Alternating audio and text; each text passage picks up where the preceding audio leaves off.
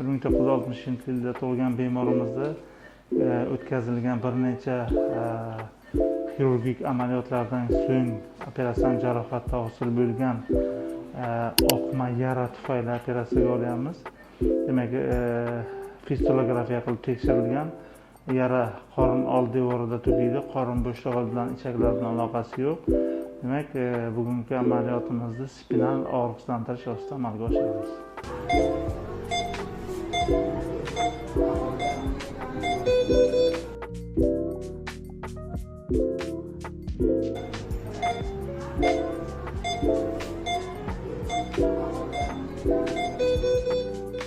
Navbatdagi operatsiyamiz muvaffaqiyatli yakunlandi. Bemorda o'sha o'zimiz rejalashtirgandek qorin oq chizig'i operatsiyadan keyingi oqma yara mavjud edi. Shuni bartaraf etdik. Demak, qorin bo'shlig'iga kirmaydigan qorin old devorni ligaturali oqmasi ekan. Operatsiya muvaffaqiyatli tugadi. Bemorimizning ahvoli yaxshi.